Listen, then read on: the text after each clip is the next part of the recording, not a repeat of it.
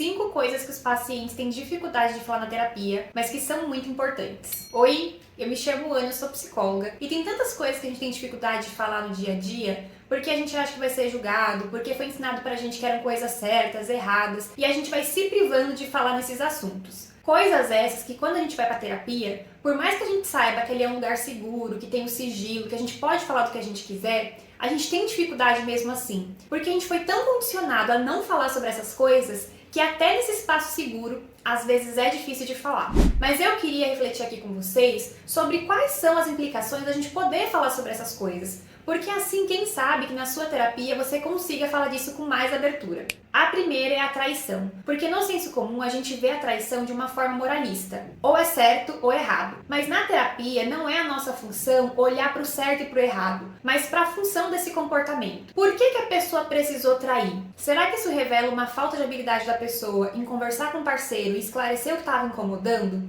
Será que essa pessoa ela não está feliz no relacionamento e aí ela foi procurar fora uma coisa antes de romper com esse parceiro? A ideia na terapia é que você consiga entender qual foi a motivação que te levou a trair e como que você pode cuidar dessa traição para que você e as partes envolvidas lidem com isso da melhor forma. A segunda coisa é o uso de drogas. Da mesma forma que a traição, isso acaba caindo no lugar do moral, do certo e do errado. Eu não estou dizendo que o uso de drogas não é nocivo para o paciente, mas antes dele decidir se é certo ou se é errado, se ele vai parar ou não, ele precisa compreender o que está fazendo ele recorrer a esse uso de drogas. Será que é uma baixa tolerância à frustração que esse paciente tem? E aí quando ele passa por uma situação que ativa ele emocionalmente, ele recorre ao uso de drogas? Será que é uma pessoa que está desesperançosa da vida? E aí porque ela acha que a vida não vale mais nada, ela está recorrendo ao uso de drogas? O interessante aqui é que a pessoa consiga compreender o que está levando ela a esse uso de drogas e aí a gente desenvolver estratégias para ela poder lidar com isso. A terceira coisa é a vida sexual do paciente. Esse a gente não precisa nem falar que é um puta tabu na sociedade. As pessoas têm muita dificuldade de falarem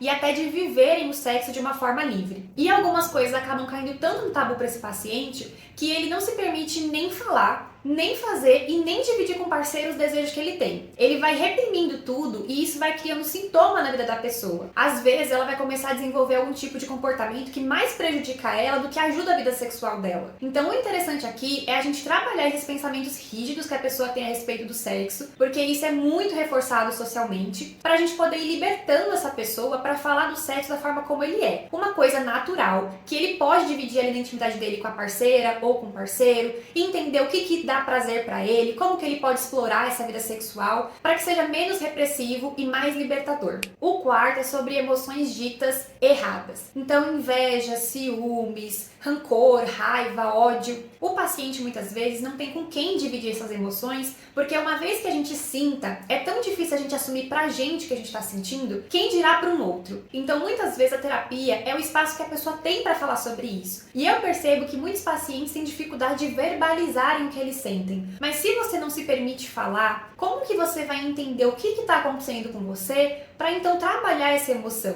Todas as emoções que a gente tem, elas sinalizam algo pra gente. Por exemplo, se você sentir culpa, isso pode estar sinalizando que você viu alguma coisa que era importante para você ou que você aprendeu que era importante. Então, quando a gente se permite falar sobre emoções que são difíceis, que a gente tem vergonha, a gente pode então entender o que está motivando a gente a sentir essas emoções. A quinta coisa é um desafio que aparece muitas vezes no consultório, que é o paciente chegar na primeira sessão falando: a gente pode falar sobre qualquer assunto, menos do meu pai, menos da minha mãe, menos daquela situação. E o que acontece aqui? O paciente muitas vezes não percebe que é exatamente essa questão ou essa pessoa que está travando a vida emocional dele. Será que você não foge de pessoas que te lembram o seu pai? Será que você não tem tanta raiva desse pai que você age na vida de uma forma a querer se afastar ao máximo do que ele foi, de tudo que ele representou para você, e isso vai criando sintoma nas suas relações? A ideia aqui é que você consiga falar disso que é desconfortável, que você não gosta de pensar sobre, que gera raiva, que gera sentimentos que você não gosta de sentir, porque é falando sobre isso que você vai entender por que você tem essas ativações emocionais e como que você pode cuidar disso, como que você pode ressignificar essa situação ou essa pessoa na sua vida.